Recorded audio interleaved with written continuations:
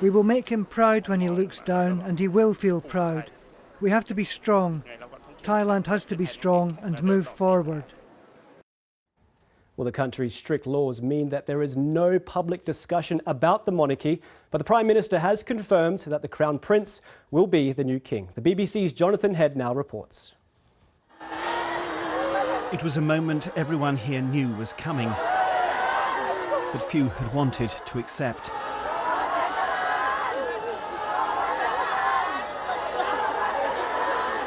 The long-expected announcement from the palace that the king who had reigned and inspired them for 70 years had died.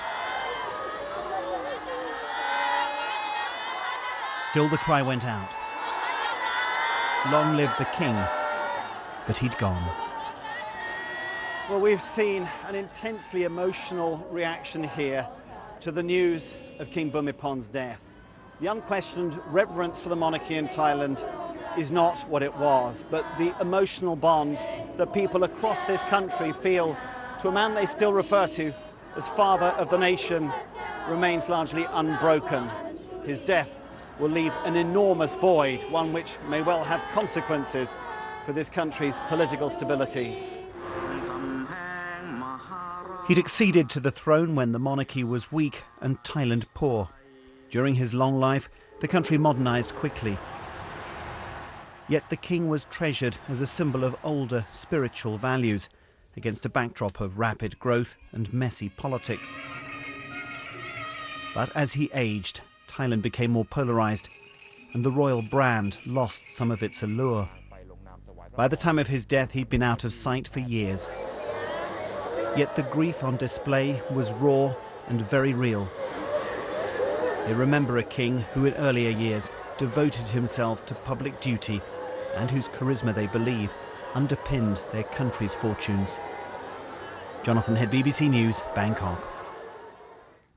Well, Tim Forsyth is a professor of Southeast Asian Studies at the London School of Economics, and I'm happy to say he joins me now. Good to see you, Tim.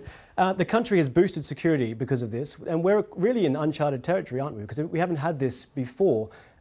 We have talked about the Crown Prince saying he wants to delay the process. What do we know about what will happen now? Well, it's the technical role of the Privy Council to nominate the future monarch, and they've already done that. They basically said that it will be the Crown Prince. The Crown Prince is showing a mark of respect to his father by undergoing a month's mourning, and then he will take up the role, and then the rest of the Thailand will undergo another year of mourning. The big question, of course, is what will happen to the government, because in 2014 a military government took over. It was a military coup. They've undertaken various steps to try and control the politics. Now that the monarchy is assured and we know what will happen, the likelihood is that we will move towards general elections and a new form of politics. So a smooth succession transition is quite important in the country.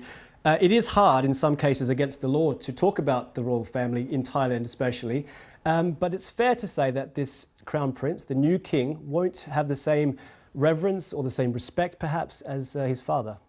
Well, it is fair to say that he's not as popular as his father, but I also think that the circumstances have changed a great deal. I mean, King Bhumibol, who died today, has been in power for 70 years, and during that time Thailand has transformed from a relatively poor rural country into quite a successful middle-income industrial power.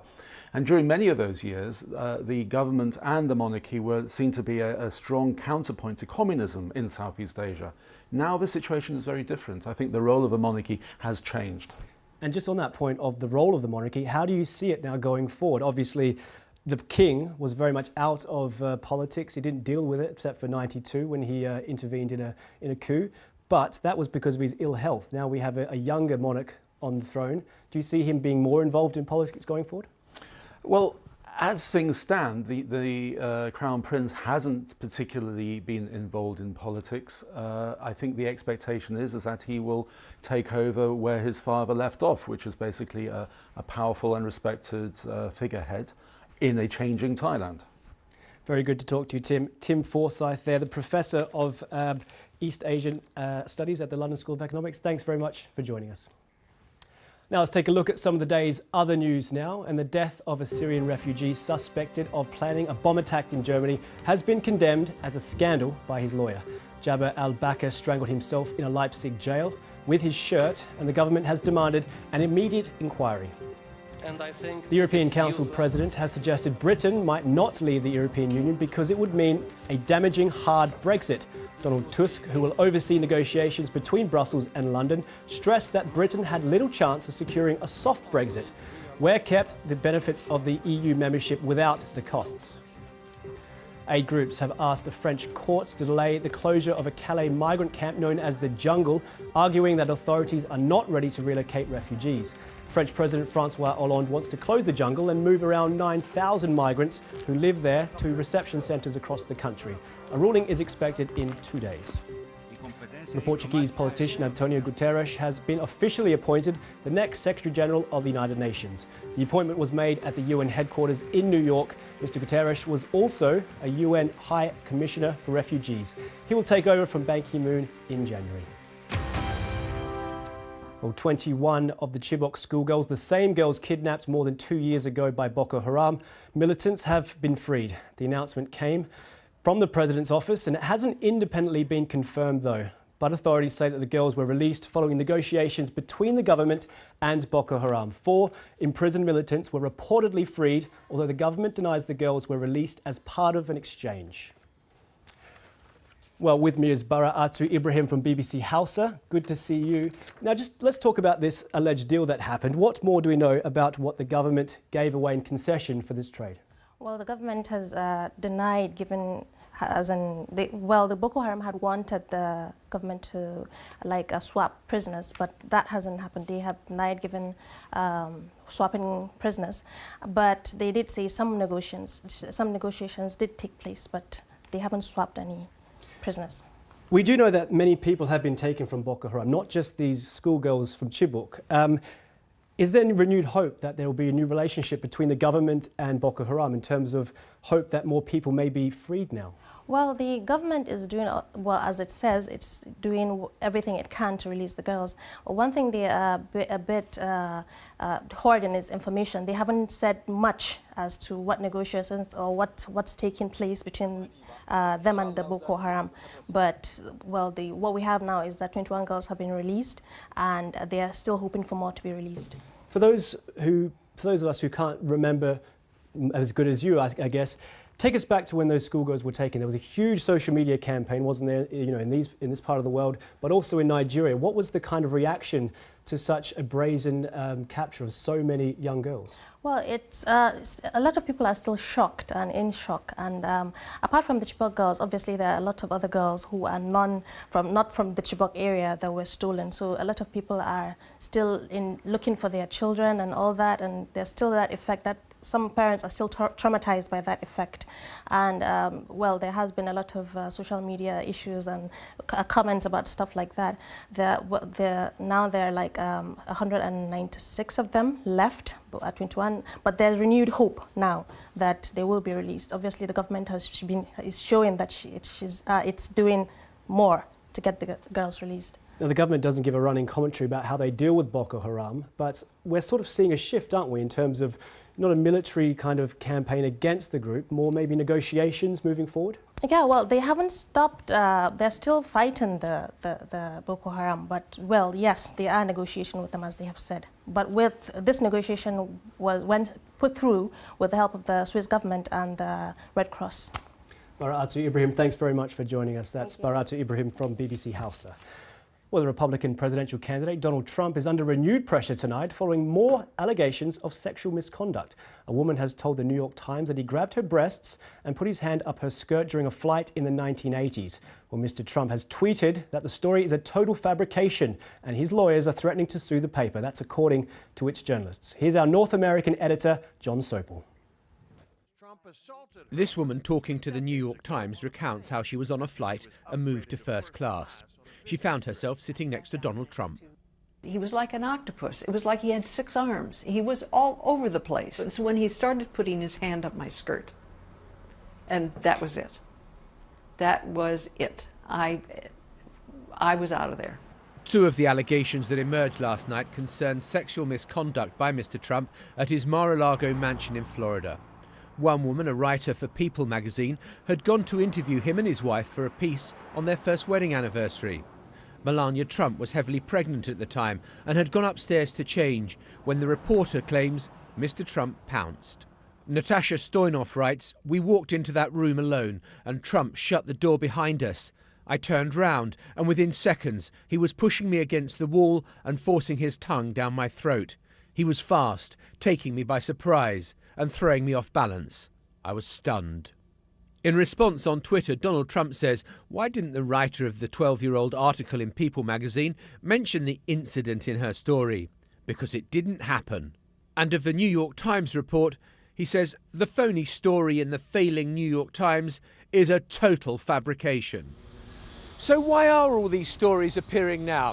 Trump supporters are convinced there is effectively a conspiracy between the liberal media and the Clinton campaign. But this many stories from so many different outlets from across the country, well, the women themselves have a simpler explanation. Well, in the last hour, Donald Trump has been speaking at a rally in West Palm Beach in Florida. He repeated his denial of the accusations of sexual misconduct and added that his campaign would be releasing evidence that says those claims were false against him. Here's what he said. These vicious claims about me of inappropriate conduct with women are totally and absolutely false. And the Clintons know it, and they know it very well. These claims are all fabricated. They're pure fiction, and they're outright lies. These events never, ever happened, and the people that said them meekly fully understand. We already have substantial evidence to dispute these lies, and it will be made public in an appropriate way and at an appropriate time very soon. Donald Trump there. Well, watching the day's events has been Katty Kane. I'm happy to say that she joins me live from Washington. Good to see you, Katty. These new claims against Mr. Trump, do they continue to hurt him, or has the damage already been done? And in terms of going forward, you know, what else can we expect from this campaign? It's been quite a remarkable one. Yeah, I mean, I think we're going to spend the next 3 weeks, the final 3 weeks of the American presidential election, caught in some sort of grotesque discussion of who treats women worse, Bill Clinton or Donald Trump. That's effectively what we've come to, and Donald Trump has made it clear that he's going to hit back against the Clintons, dredge up all of Bill Clinton's accusations of infidelity and abuse that have been leveled against him as his retaliatory weapon. He was in very fighting mood when he was speaking down in Florida just now. He was taking on the Clintons. He was also taking on the media. He laid this out as me against the world, us, our movement, and his supporters loved it. They loved Donald Trump on offense, as they heard him in Florida just now. But he was making it very clear that he is not just, as he sees it, the victim of this whole campaign and the allegations against him, but he almost painted himself as a martyr as well, saying that he was happy to bear the slings and arrows on behalf of his supporters because that's what it was going to take to bring down the establishment. Now, 20-odd days to go. The window is closing for Mr. Trump, but he's not down and out, is he? As we've seen in this campaign, things can change drastically and frequently. Yes, but the polls don't look great, and generally speaking, 3 weeks is not a long time to turn polls around when they are consistently showing him in a weak position. So you can take a whole slew of polls, and now we're starting to have polls out since that videotape first emerged last Friday, the ones where he himself was caught on camera making lewd comments about women. We're starting to get polls out now since that videotape came out, showing that there has been an even greater defection amongst female voters, who are very important in American elections, away from Mr. Trump. It's hard to believe that these kind of allegations that have just come out in the New York Times and in People magazine won't add to that. So you're right. Anything can happen in American elections. They tend to be unpredictable, and Lord knows this one has been.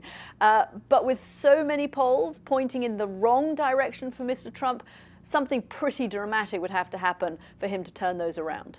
What's your impression of his game plan here, his strategy? He's coming under waves and waves of allegation and pressure. You would be hard pressed to see him as a Republican because he's even distanced himself from his party somewhat. He's sort of going it alone. What's he to gain from that approach? I think his game plan is to make it through each day. I don't think there's a very long-term strategy here. It's to keep fighting each day, get to the end of the week and then fight for another week and try and turn those poll numbers around if he can, try and get those battleground states back into his field. We heard some of it there. It's to carry on fighting, to take on the Clintons, to take on the establishment, to take on the media, to take on his own party, to paint this as a movement of him and his supporters against the world. Effectively, that's what he's doing. We will take the world on and we will show them, and if we don't take them on, if we don't win, something apocalyptic will happen. That speech he just gave in Florida was a very apocalyptic speech. It painted a very dark picture of what is happening and what would happen in the United States if Donald Trump is not elected president. Now, Caddy, if this was a normal presidential campaign, if there is such a thing as a normal campaign, Hillary Clinton would be, facing more attention over these WikiLeaks emails. Has anything emerged yet that might hurt her? Yeah, I mean, it's interesting, isn't it, that, this has barely been a story. I mean, Donald Trump would love the WikiLeaks to be a story. And in fact, what he says is that it's the crooked media that is ignoring a big story about Hillary Clinton because they're so focused on a big story about him, and that it's all the press's fault that this is not getting out. If you go through all of these WikiLeaks allegations, they suggest a campaign that is very political, a campaign that is very careful about polling, a campaign that is careful about what the candidate should say and shouldn't say.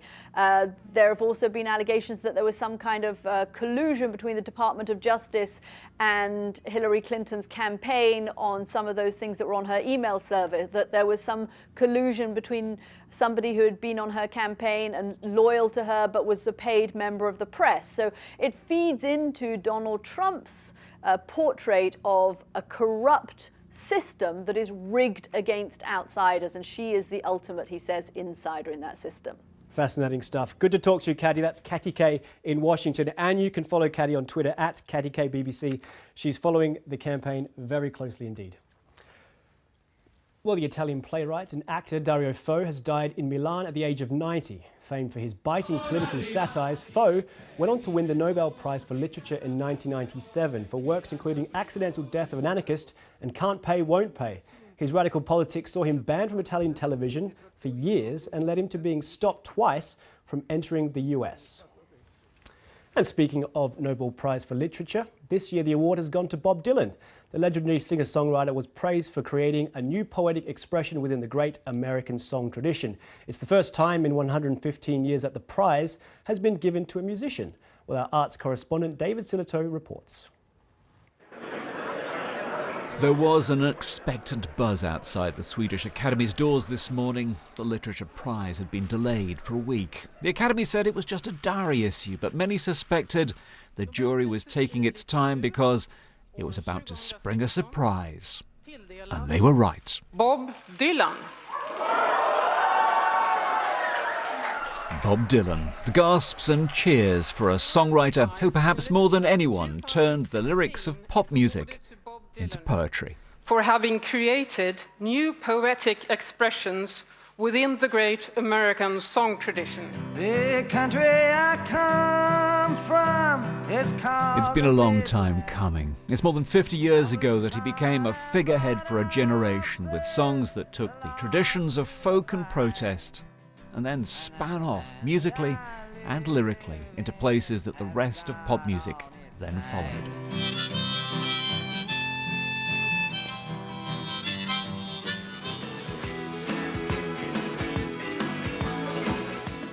For years, his name has popped up as a potential Nobel Prize winner, only for his fans to be disappointed. The social conscience of his early songs were followed by lyrics that could be moving, meaningful, and puzzling in a single verse. These are songs that have become part of our culture. he's saying something that has a depth and resonance that other songwriters can't match. I think many people listening to my voice now will love Bob Marley, will adore Joni Mitchell, will worship at the feet of Leonard Cohen, and that's all very fair and very valid. But I really think that when all is said and done, Dylan is going to be the guy that is the one guy that stands out. He's an artist who's often seemed uncomfortable with the awe and regard his work has attracted, but he couldn't avoid the accolades. He's never stopped performing, never stopped writing. The prize was always going to be his, eventually. David Sillito, BBC News. Well, joining me now is the musician, broadcaster and writer C.P. Lee, who saw Bob Dylan play at the Free Trade Hall in Manchester back in 1966. Very jealous of you there. Good to join us, C.P. Lee. Now, he is the first songwriter to win the award. Are his lyrics really that good? You know, do they stand alone without that famous harmonica, without the famous melodies? I think they do. They draw from a very deep well of human experience. And when the Beatles were writing I Want to Hold Your Hand, Dylan was writing A Hard Rain's Gonna Fall, and he himself said that each line of that song was another song altogether. God knows where he got it from, all sorts of different influences of European expressionism, of Italian romanticism, and of course Walt Whitman, the American poets, Allen Ginsberg. He did fundamentally change the approach of popular music. Now, you know his lyrics very well. Let's do a little test here to see if they do stand up without the music. If you would be so good enough just to recite some of your most famous and most favourite ones. I think one that everybody will be familiar with is Mr. Tambourine Man, to dance beneath the diamond sky with one hand waving free, silhouetted by the sea. It just conjures up images of absolute total freedom and abandon. And it's the first of his kind of existential songs that breaks away from the protest songs, which we're more familiar with, like Blowing in the Wind, How Many Roads Must a Man Walk Down Before You Can Call Him a Man? A song which so affected black American singer Sam Cooke that he completely, he wanted to change direction completely and wrote Change Is Gonna Come. We can move through to the howl of loneliness in Like a Rolling Stone. How does it feel to be on your own, like a complete unknown, like a rolling stone? All the way through to lyrics in, say, Tangled Up in Blue off Blood on the Tracks, the 1976 album. Well, he threw... She opened up a book of poems and handed them to me, written by an Italian poet from the 13th century. And every one of those words rang true and glowed like a burning coal, pouring off every page like it was written in my soul. And we can go all the way through to Tempest 2 years ago. Dylan underwent a renaissance there and began to produce Scarlet Town, Roll On John, and The Great Tin Angel, which is based basically on an old Elizabethan ballad. But his lines are, well, he threw down his helmet and his cross-handled sword. He renounced his faith, he denied his Lord. Very, very powerful, almost Calvinistic lyrics. And I think when he writes in that shrouded kind of almost religious script, he's deeply effective at moving people. Now, just briefly, there are a great amount of lyricists out there. Joni Mitchell, Leonard Cohen comes to mind. Why Bob Dylan? Why does he get the Nobel Prize? I think because without Dylan, none of them would have existed. I've gone out on a limb there. Bruce Springsteen said when he inducted Dylan into the Rock and Roll Hall of Fame that Elvis Presley freed our bodies, Dylan freed our minds. And he did provide a springboard from 1963 onwards, with the release of Freewheeling, where suddenly you've got the folk tradition of America, which he was mining up until the age of about 21, and then discovering a whole lot of other angles and elements that he began to bring into his songwriting. And it's from that point on, Leonard Cohen heard Dylan and decided to try and become to write songs. Joni Mitchell again. C.P. Lee, we'll have to stop it there. Fascinating stuff. Thanks for joining us there. Thank you. That's all the time we have for you. Thank you very much for joining us. Next is the weather. This has been World News Today. A very goodbye.